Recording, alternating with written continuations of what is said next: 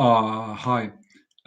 It's about 2 in the morning here in Japan. I wanted to do a short talk for my students about democracy in the UK and in Scotland and what is happening with Scottish independence. The UK has three major parties at the moment. Three biggest ones are the Conservatives or the Tories, Labour Party, and SNP. Uha Saha Skotranon Dokuritsu, the right wing, the left wing, and Scottish independence. I'll go through them by turn. The Conservative Party is presently in charge and is led by Boris Johnson, who you have seen on television. Conservative Party usually stood for pretty much what Shinzo Abe's LDP stood for: uh, strong economy, less legislation, strong army, law and order, family values, tradition, things like that. Boris Johnson isn't really doing that. He's kind of going to a very corrupt place. Uh, he's selling what belongs to the government and to the people of the UK, and he's selling it to corporations. And the idea is that these corporations will be more efficient, and the truth is they're not. And that's a big problem.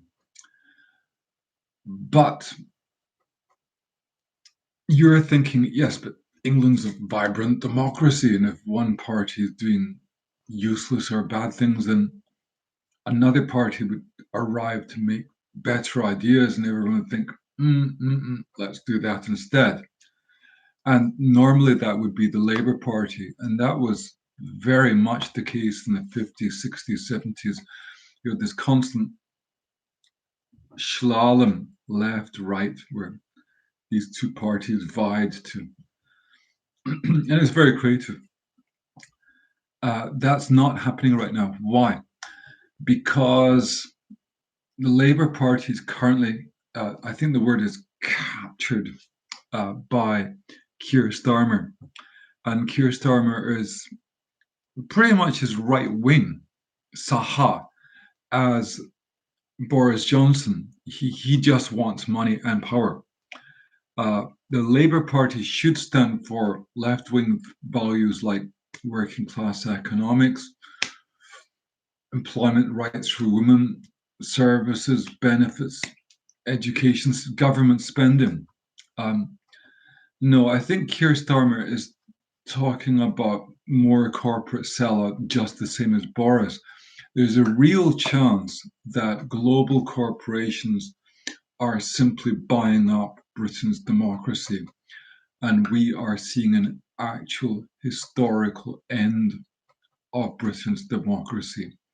Quite soon, democracy and human rights and legal rights, if you don't have money, you don't have rights. It's all going to be privatized. The third party is Scotland's solution, is Skotrand no Dokuritsu, Scottish independence.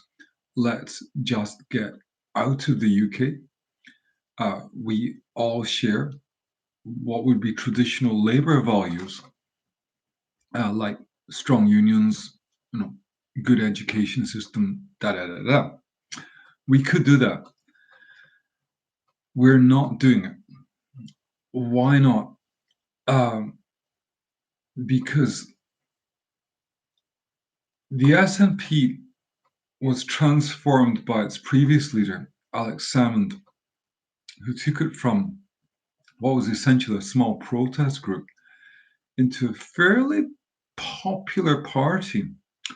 By 2014, we nearly achieved independence. We were 5% short of a vote to leave the UK. That won't happen again for a very long time. How did Alex Salmond do this? He did this by adopting the policies which Labour had abandoned under Tony Blair. when Tony Blair made the Labour Party do what Margaret Thatcher had been doing under the Conservative Party, privatising and such sellout, Salmond adopted strong unions, benefits, spending on education, da da da da. And as a result, certainly by the end of 2014, the SNP was then the dominant force in Scottish politics. And then, long story short, Alex Salmond left and was replaced by Nicola Sturgeon. And after that, the SNP really haven't done anything about independence. They constantly promise independence, but they will not deliver on independence. Why? Why is that? I think they're doing the same as Keir Starmer. They represent a capture. If they're not working for Boris Johnson, they should be. But there is a lot of surface talk where you see these bites on the media where someone from the Labour Party or someone from the Conservative Party says something stupid about Scotland. Nicola Sturgeon slaps them down and says, "You're stupid." And everyone says, "Yes, she's right, you're stupid." And it's a great wee show. But underneath it, if you actually look at what has the SNP actually done to help independence in any way, actually they've done a great deal more to prevent independence than help independence. And that means that Scottish independence, no, it's not going to happen. She has employed as her economic advisor the same man who was the architect for austerity economics. This was what made Scottish independence such a popular idea for Alex Salmond. And now he's in there designing a plan, an economic recovery plan for coronavirus. This plan is a 10-year plan.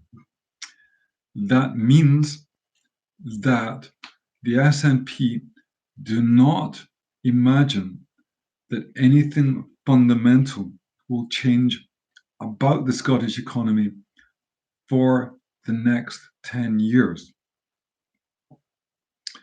What that means is that no matter how much they talk about we're going to have an independence vote by then or then, they do not expect to have independence anytime before 2031, 10 years from now. If they thought they were going to have it next year, or the year after that, or the year after that, they would not be making a 10-year economic plan. It would make no sense. So I think we're stuck with Boris Johnson. I think that if even Labour Party take over, you will have the same set of policies.